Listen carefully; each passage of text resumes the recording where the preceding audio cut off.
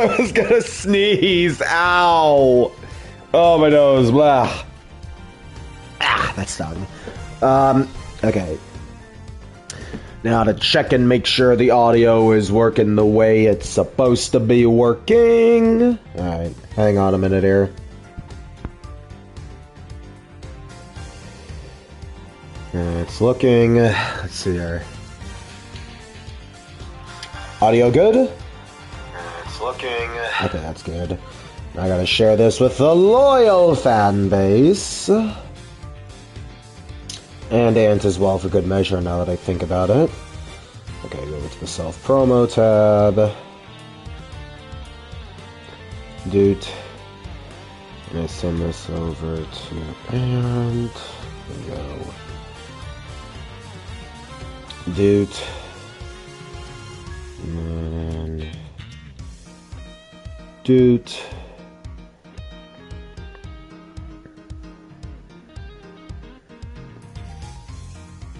Okay, then I gotta pull up the chat now. Sorry, you know, it takes me a while to set up. But it's fine, you know, it gives me a chance, you know, if anyone wants to jump in and be like, Quint, I have an overly specific question I want to ask before you start dubbing.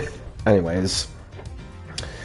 Never fear, D's Nuts Man is here. No, Freeman, this is not a superhero game. It's a lawyer game. Although I guess you could say lawyers are heroes in the name of justice! Okay. Anyways. Oh, man. Sorry. I'm a little stuffy. I sneezed before, and I felt another one coming at the start of the stream, and it didn't come out, so it was like really, really stingy. So, oh, man. Alright, just making sure on some other things. Here, you know what? I'm gonna go blow my nose real quickly, just because I don't want me to be sneezing 8 million times.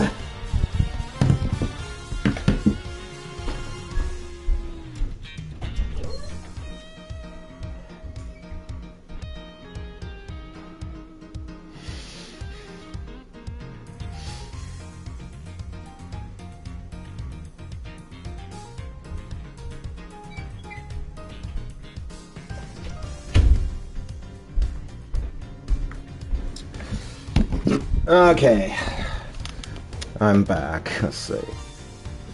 Oh boy, Q throwing out his voice, the simulator. Where were you last time, Missy? You were completely absent last time. I was kind of wondering where you were. Continue. Okay, wait a minute. Let me get the guide as well while I'm at it. Okay, so Ace Attorney investigations, facts, and then I go over here to game facts on the spoiler-free section. He was busy in pillow jail, I bet? Probably. I wouldn't be surprised. Okay, yeah, so right here. And then... Okay, fine! Ow! Time for more salary cuts. Oh, boy. Ant, oh, wait, Ant doesn't know the context behind Missy, aka Sis. Whatever. She can explain to him if she wants. Okay, yeah, so I just gotta scroll back to where it was. Spoiler free, and we were right here. No, we weren't. I lied. Okay, so, okay, just scroll from the top. Okay, so we did the, present embassy guide, Francisca, counterfeit bills, Babyliss Inc. Begin investigation. Okay, here we are. Sorry, I know it is what it is. Okay, so anyways, I'm gonna get my dubbing voices ready. Okay, first things first though, examine the knives. There are some weapons on display on this wall. A crossbow, and under that, a set of knives bearing a flower motif. They must be the counterparts to the Babyliss knives. Which means the blades inside of these scabbards should match the blade that was used to kill Mr. Kochen. I won't rest until I've inspected every suspicious-looking nook and cranny. Knives adorned with flowers are on display here. I suspect these are the counterparts to the Babyliss knives. The blades of these knives should match the blade of the knife that killed Mr. Cochin. One of the knives is missing its blade. Let's see if the two pieces, the blade and the handle, fit each other. It would appear that they fit together quite well, almost seamlessly. Then this means that the Albastian knife did find its way into battle. But how? Okay, and then, after we've examined the knife rack, we highlight the spear. We don't even need to examine it, I guess. We highlight the spear, then we present the Steel Samurai autograph. Is the spot somehow connected? Okay, I don't need to read that. Eureka! Larry, about this spear. Oh, are you feeling it? Bam! I thought there was something strange about this spear. Tell me, Larry, is it just me, or is the spear a bit, bent? What? No way! It's exactly as it should be, yo! I have here an autograph you wrote for me earlier. Now, take a good look at which... Sorry. Now, take a good look at this which you drew with your own hands. You can see that the spear is clearly of a different shape. What do you have to say to that? I'm sorry! When I hold the spear in my hands, all of a sudden I feel super powerful. And then, during practice, I was spinning it around and around, and bam! It hit the wall! You unbelievable! This is an embassy! But I've always been like that, ever since I was a kid. One time, an overnight field trip, I brought a fake sword and played with it late that night. I'm just a useless hot-blooded man! Larry, clarify that for me, will you? Okay, so it was some field trip and I began to shadow fight with myself. Not that! I meant what you said earlier about spinning the spear and hitting the wall. Oh, that! It's no biggie. It's not like I left a hole or anything. That's not why I'm asking, Larry. The samurai spear is made of metal. I somehow doubt that a move as simple as spinning it around would cause it to bend. Man, Edgy, you're so naive. What? Where did that come from? Well, you keep calling it the samurai spear. But it's not real. You can't really fight someone with it. Because it's hollow on the inside. You can hit it against practically anything and it would bend. Is that so? Don't tell me you thought it was real. Oh, but don't take it the wrong way. I just think that part of your personality is cute. I see. Your friendship truly is something special, Miles Edgeworth. Ah! That's not friendship, it's utter humiliation! God, the dialogue in this game is priceless sometimes. Okay, so then after we do that... So I've done the knife rack, I've done the picture on the desk. Oh, no, I haven't done the picture on the desk. Okay, do that next. The person shaking hands with the Steel Samurai in this picture is Ambassador Alba. It was taken just before the murder. The Steel Samurai must be very popular. They're even using the National Treasure as a backdrop. I just don't understand. What exactly is so great about Top Knot there? Clearly there is a depth to this show that a young person like you can't fathom. See, secretly a fan, ladies and gentlemen. It's even his ringtone, which is kind of funny. Again, it's funny.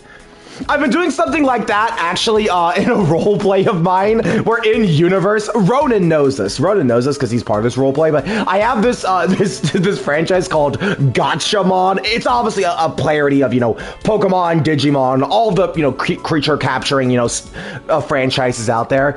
And I'm like, in universe, anytime someone has something, it's like, I've been playing Gotchamon! And there's this one detective, yes, there's a detective in the story named James, who's all like, is everyone into this?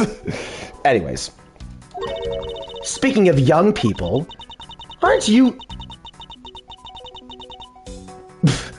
Aren't young children the target audience of the show of costume actors? Okay. Okay, so after that, we then go back to the statue. Okay, I've already said this. Then we deduce the statue, and we present the photo, because it's turned sideways, probably because the ambassador moved it in order to make it fit with the photo better. Look at this photo and tell me what you find odd about this scene, Miss Von Kama. The apparent joy of the ambassador's face as he shakes Top Knot's hand? That's not it! I was trying to point out that the statue in this photo is facing a different way. You're right. The statue is a national treasure. As such, only an ambassador and a secretariat-level person is allowed to handle it. The fact the statue is facing one way in this photo, and is now facing a different direction in this preserved crime scene, is proof that someone touched the statue around the time of the crime. Well, I'm going to assume the ambassador just turned it to make it look better for the photo.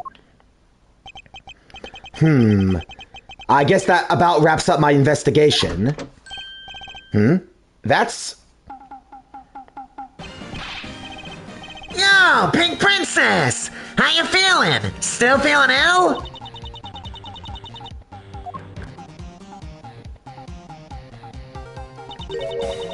And yet another strange character comes out of the woodwork.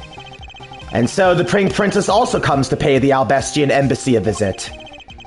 I believe I may need to speak with her as well. Oh boy. Miss Pink Princess, I have a few questions I'd like to ask you.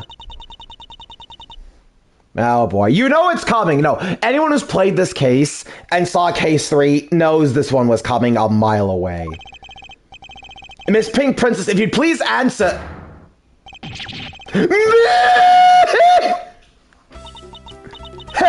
This must be what they call fate.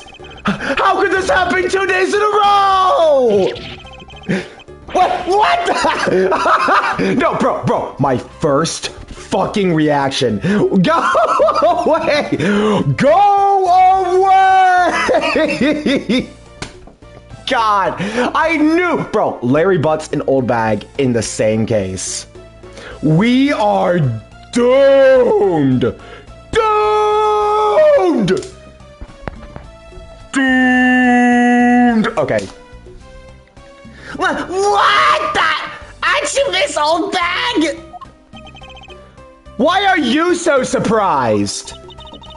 Ah, so you're the one they got to play the Steel Samurai.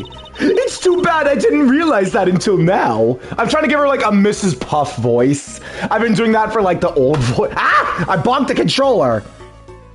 It's too bad I didn't realize that until now. You are acquaintances with Larry? Why, yes. We worked at the same company for a little while, you know. That's why it's okay, my edgy poo. You don't need to be jealous.